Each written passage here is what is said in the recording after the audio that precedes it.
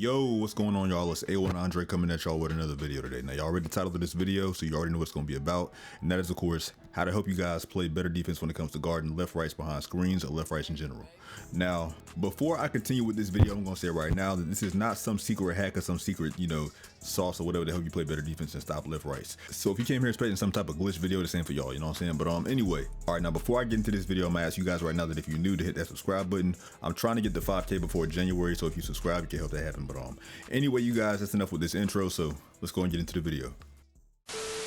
Alright, so to show you guys that this works for both the cruise ship version as well as the city version for 2K22, I went ahead and put up examples on both games, you know what I'm saying? But anyway, starting with the cruise ship version, I'm going to show you guys examples on how to guard this with this side to side itself. Then I'm going to show you guys examples of how to guard this with, behind screens and all that stuff. And same for the, city version as well. So anyway, starting with the cruise ship version on how to guard side to sides. All right, looking on screen right now, if you watch this, you'll notice something. And that's that I'm not overcommitting. What do I mean by not overcommitting? I'm talking about not holding down the sprint button for too long.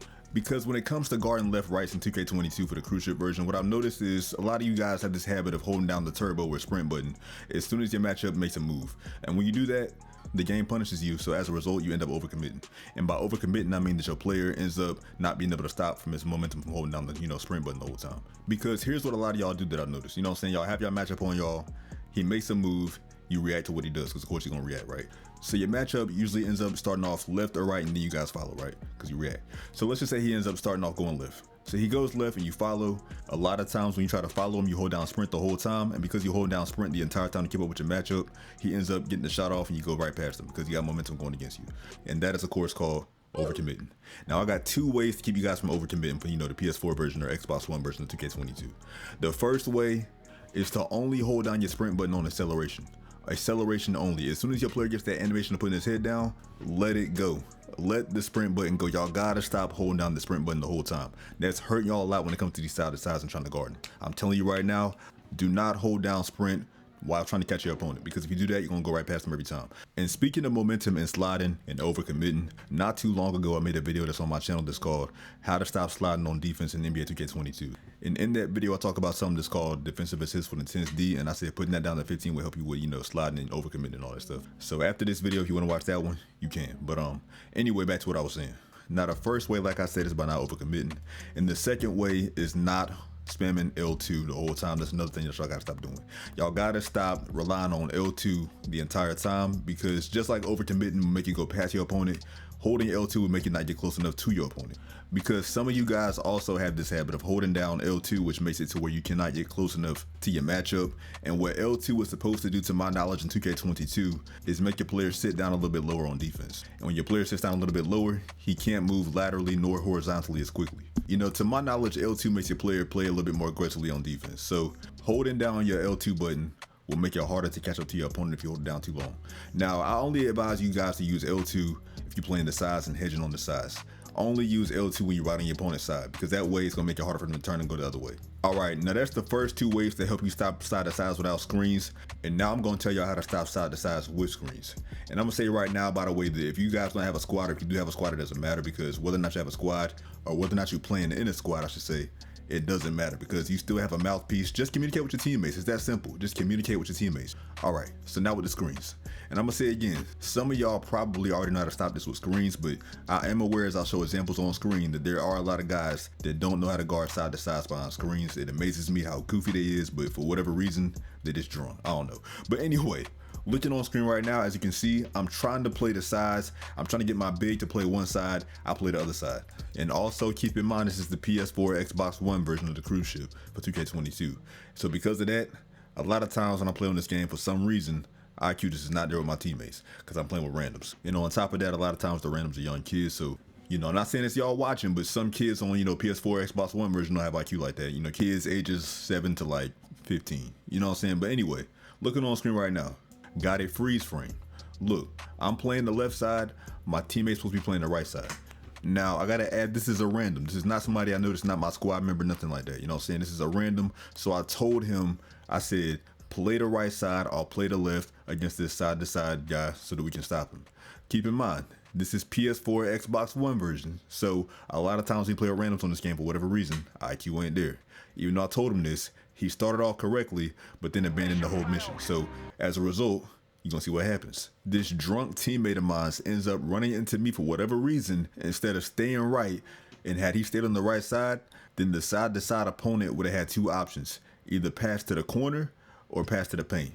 He would have passed to the paint most likely. Our third teammate would have came off his man to help out in the paint. Then the guy in the paint would have kicked it out to the three. And the big on the other team can't have bullet pass or pass bronze because he's a big, right? Or pass silver. So he would not have got the pass off that fast. The third would have got back on his man, and that would have been, you know, an empty possession. So because the guy didn't do right on my team, that's what happened. Or my teammate in white would have went for the chase down block and got the chase down block.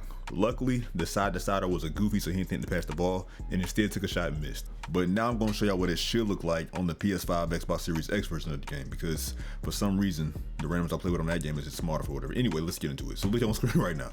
As you can see, look on the screen. I'm not holding down sprint the whole time. I'm not overcommitting, and I'm only holding L2 and I'm hedging on his sides. Look again. I'm not overcommitting. I'm letting him make his move first. I'm holding sprint initially, then I'm letting it go almost immediately. You know what I'm saying? Future editor Andre, run that back. Look at this. Look, I'm not overcommitting. I'm hedging on the sides. Look, hedge. He goes left, I react. Sprint, let go immediately right here. Hedge, sprint on the other side, let go immediately. I stop right in front of him. Hedge on the side. As you can see, he sprints left again. And I started giving him space because I saw my teammate coming up to play high on him. So that's why I gave him some space, because, you know, his teammate wanted to help him out on the screen or roll. So that's why I gave him more space. But look again, his teammate in the Orlando Magic little uniform is the center, not giving him screens because he's giving up, thinking like, okay, the screens ain't really working. So at this point in the game, he gave up. As you can see, they got nothing. And right here is another game. It's just another example for y'all.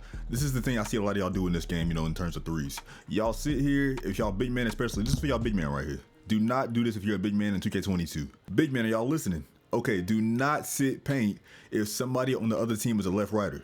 Whether it's behind screens or not, do not sit paint. That is not helping nobody. Because what a lot of novice players do to sit paint with their big man is think, okay, my matchup's not a three-point shooter, so I ain't gonna guard him up that high. They're not realizing that them not guarding up on the perimeter is hurting the person on their team trying to guard left or right. You know what I'm saying? Like, it's not helping nobody at all. If you're a big man, your teammate needs you to hedge on the left and right. Because when you don't, this is what happens. Let's resume the tape. Look, boom, cash, that simple. So to all my bigs, never sit paint in those situations. Always sit high. This is an example of what you should do right here. Look, this is an example right here on screen. Notice how me and my teammate, who's a big, is playing each side of the side-to-side. And in this situation, the screener and the side-to-side guard on the other team believe that they have the advantage, not realizing that it's actually me and my teammate who has the advantage because we have them sandwiched. And when I roll clip, this is what happens. Look, the big on the other team realizes what's going on and gives up on the play. As a result, my teammate drops down low because he sees the big's not a threat no more. So that's what happens. And also, I'm pausing it on screen right here so you can notice that my big man switched on to the side-to-side player. And when you're in these situations, try to get your big man to play the side-to-side player either left or right if it gets switched on to him. That way, when the side-to-side player is on the left-hand side of the court on the far left or far right, the big man can face him so that way can force him to either go baseline or to the corner, because the big man don't have that much foot speed, so he's trying to give him less court to work with. You know, the side-to-side user that is. He's giving him less space to work with. But in this situation, this is just rare. The big man's a little bit too low. You know, he's at the elbow instead of the three-point line, but you get the point though. But anyway, look again. I'm playing the right, my big's playing the left. He goes to the paint, look what happens. And this is what the guy in the last clip should have done. Look, boom, block. And that's gonna happen almost every single time. And even, let's just say he don't get the block. What's gonna happen is they score 2 points. What's worse, getting scored on by a dunk or a side-to-side three? So anyway, you guys, those are just the ways that I found out how to stop side-to-sides either by themselves or with screens, so that should work. And without screens, I'm gonna add real quick, you don't have to have a lot of speed in your player to do this, because as you saw, I did not even hold down sprint that long at all. I held down sprint, let it go quickly without screens, and with screens, you don't have to be a lot. Because in the clips that you just saw, I was on a play shot on purpose because I know most of y'all got play shots, and also my play shot was only 6'3" with a 67 perimeter defense. A 67. 6'4" wingspan with the perimeter defense potential of like 78. So you don't need a lock. That's not true. You just have to know what you're doing. It's that simple. That's gonna do it for the video, y'all. So if y'all learned something new, or you know, like the video that y'all saw, leave a like down below. And also, if you're new, hit that subscribe button, because I post videos like this, like tutorials, news videos, hands-on gameplays, discussion videos, etc. and etc. So if you want to see all that in the future, then hit the subscribe button. Also, turn on post notifications so you don't miss a video in the future, because I post videos like this, I want to say like 4 to 5 times a week in the future. But with that being said, you guys, I appreciate y'all for watching. As always, stay tuned for the next upload. I'm gonna talk to y'all in the next one, and until next time, I'm out. Peace.